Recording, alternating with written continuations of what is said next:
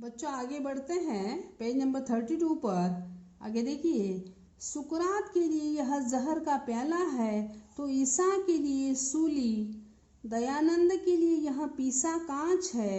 इन क्षणों में पाप का नारा होता है, ओहो मैं तुम्हें खिलौना समझता रहा और तुम सांप निकले, पर मैं सांप को जीता नहीं छोड़ूंगा, पीस डालूंगा।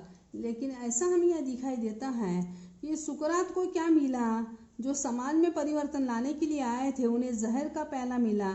ईसा को सूली पर चढ़ा दिया गया। दयानंद के लिए पीसा कांच है और इन क्षणों में पाप का नारा क्या होता है? मैं तुम्हें खिलौना समझता रहा और तुम सांप निकले, पर मैं सांप को जीता नहीं छोड़ूंगा, पीस डालूंगा।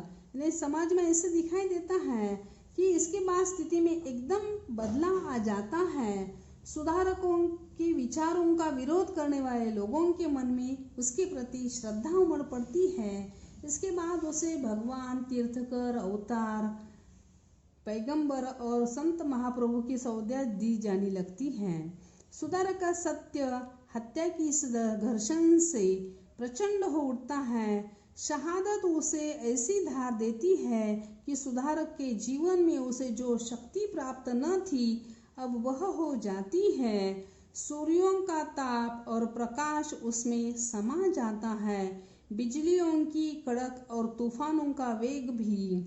पाप कांपता है और अब उसे लगता है कि इस वेग में वह पिस जाएगा, बिखर जाएगा। तब पाप अपना ब्रह्मास्त्र तोलता है और तोल कर सत्य पर फेंकता है। यह ब्रह्मास्त्र है श्रद्धा।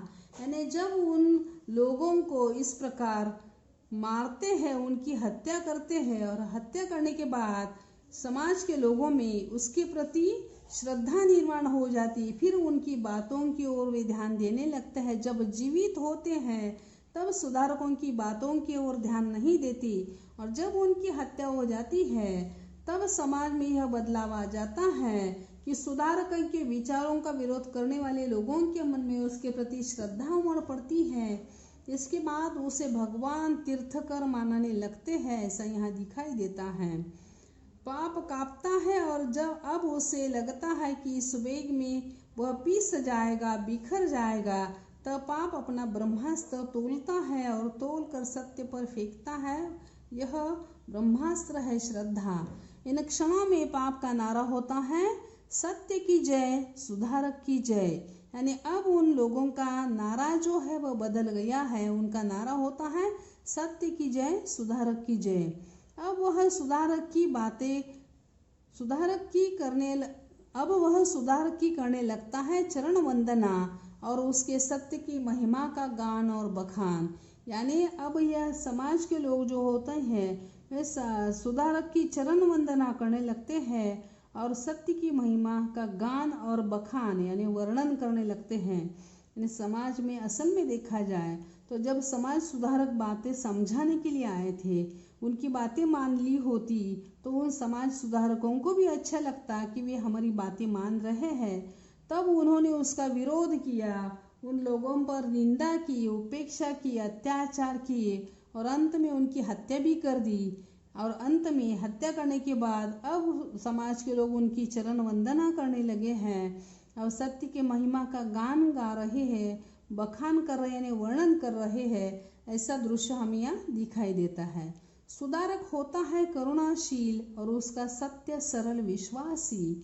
सुधारक कैसे होते हैं? करुणाशील होते हैं बेचारे और सत्य सरल विश्वासी होते हैं।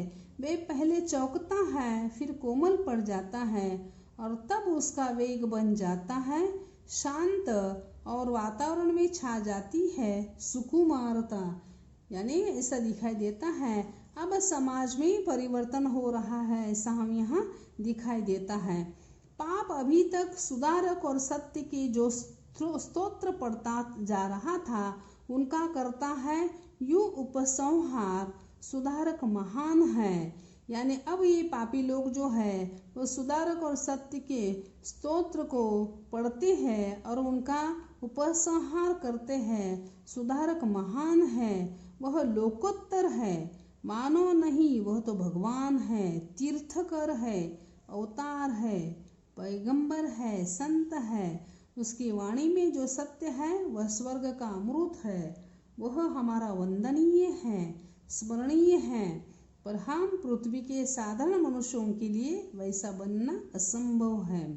यानी समाज के लोग फिर इस प्रकार कहने लगते हैं। स्थिति में बदलाव आ जाने के बाद सुधारक पहले क्या करते थे, सुधारकों के विचारों का विरोध करने वाले लोगों के मन में अब श्रद्धा उमड़ पड़ती है। इसके बाद उसे भगवान, तीर्थकर, अवतार, पैगंबर और संत महाप्रभु की संज्ञा दी जाने लगती है। अब वह लोगों के लिए सामान्य सुधारक न रहकर विशिष्ट व्यक्ति हो जाता है। उसके स्मारक और मंदिर बनने लगते हैं, ऐसा दिखाई देता है। लेखक कहते हैं कि उसकी वाणी में जो सत्य है वह स्वर्ग का अमृत है, वह हमारा वंदनीय है, स्मरणीय है। पर हम पृथ्वी के साधारण मनुष्यों के लिए वैसा बनना असंभव है। उस सत्य को जीवन में उतारना हमारा आदर्श है, पर आदर्श को कब, कहाँ, कौन पा सकता है। और इसके बाद उसका नारा हो जाता है, महाप्रभु सुधारक वंदनीय है, उसका सत्य महान है, वह लोकोत्तर है। ने समाज में सुधारने वाले लोगों के बारे में वे क्या कहते हैं, वे क्या हैं, पैगंबर है, संत है, अवतार है। और वे उनके सत्य क्या है, स्वर्ग का अमृत है, वे हमारे लिए वंदनीय है, स्मरणीय है। लेकिन हम पृथ्वी के सामान्य इंसान हैं, हमारे लिए वैसे बनना असंभव है, ऐसे समाज के लोग कहने लगते हैं। सत्य को जीवन में उतारना हमारा आदर्श है, पर आदर्श को कब और कौन पा सकता है। वे कहना चाह फिर उनका नारा हो जाता है, महाप्रभु सुधारक वंदनीय है, उसका सत्य महान और लोकोत्तर है। यह नारा ऊंचा उठता रहता है, अधिक से अधिक दूर तक उसकी गूंज फैलती रहती है, लोग उसमें शामिल होते रहते हैं, पर अब उसका ध्यान सुधारक में नहीं।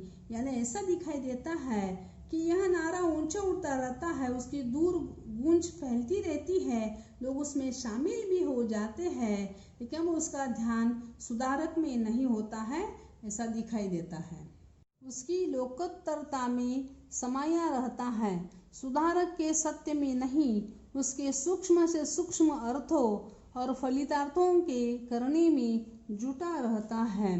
अब सुधारक के बनने लगते हैं स्मारक और मंदिर और उसके सत्य के ग्रंथ और भाष्य। बस यही सुधारक और उसके सत्य की पराजय बुरी तरह हो जाती है। लेखक यह कहना चाहते हैं कि इसके बाद उसे भगवान, तीर्थकर, अवतार, पैगंबर और संत महाप्रभु की संज्ञा दी जाने लगती है। अब वह लोगों के लिए सामान्य सुधारक न रहकर विशिष्ट व्यक्ति हो जाता है। उसके स्मारक और मंदिर बनने लगते हैं, उसकी प्रशंसा होने लगती है। लेखक कहते हैं यहाँ सुधारक और उसके सिद्धांत की पराजय हो जाती है। पाप का यह ब्रह्मास्त्र अतीत में अजय रहा है और वर्तमान में भी अजय है। कौन कह सकता है कि भविष्य में कभी कोई इसकी अजयता को खंडित कर सकेगा या नहीं।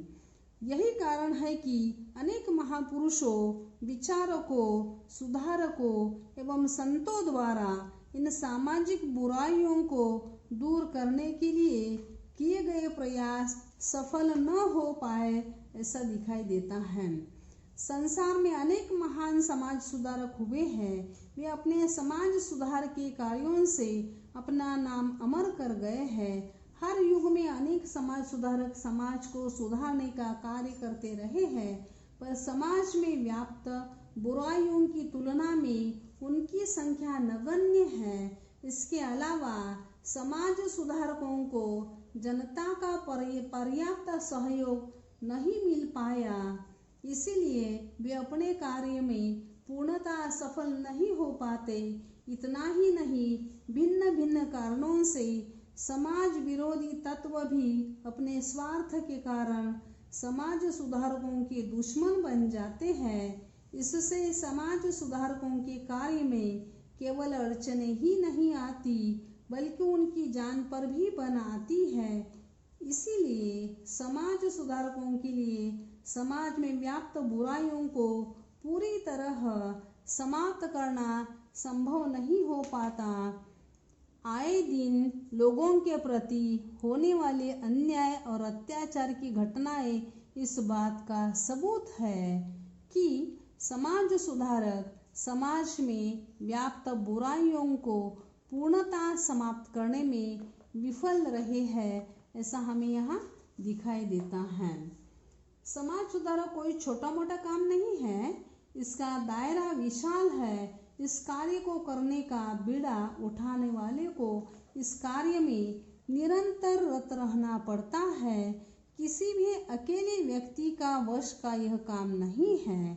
इस कार्य को सुचारू रूप से संपन्न करने के लिए समाज सुधारकों को समाज के प्रतिनिधियों एवं निष्ठावान कार्यकर्ताओं का सहयोग लेना आवश्यक होता है। समाज में तरह तरह की विकृतियां होती हैं, उनके बारे में जानकारी करने और उन्हें दूर करने के लिए समाज के लोगों का सहयोग प्राप्त करना अत्यंत आवश्यक होता है। इसके अतिरिक्त किसी भी सामाजिक बुराई के पीछे विभिन्न कारणों से कुछ लोगों का स्वार्थ भी होता है। ऐसे लोगों से निपटे बिना उसे दूर नहीं किया जा सकता। बिना लोगों के सक्रिय सहयोग से ऐसे समाज विरोधी तत्वों से पार पाना संभव नहीं हो पाता। इसलिए इन सभी बातों को ध्यान में रखकर समाज सुधारकों को लोगों का सक्रिय सहयोग लेना आवश्यक है।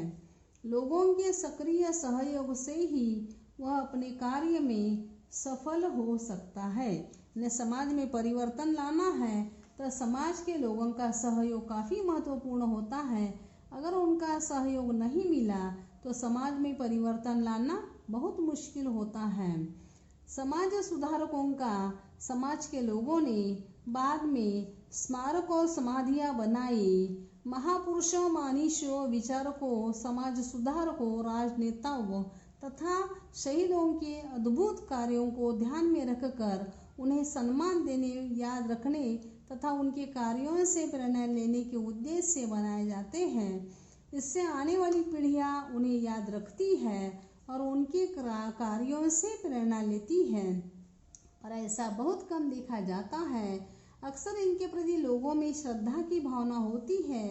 वे इनके दर्शन कर इन्हें श्रद्धांजलि भी देते हैं, पर इनके कार्यों से प्रेरणा लेने की बात उनके मन में कम ही आती है। इन महापुरुषों, मनीषियों, विचारकों, समाज सुधारकों, राजनेताओं तथा शहीदों को सच्ची श्रद्धांजलि उनके कार्यों से प्रेरणा लेकर समाज और देश के विकास के लिए कार्य करना है। स्मारकों एवं समाधियों की स्थापना के पीछे यही भावना छिपी होती है और लोगों के मन में भी यही भावना होनी चाहिए। बच्चों, हम यहाँ रुक जाते हैं।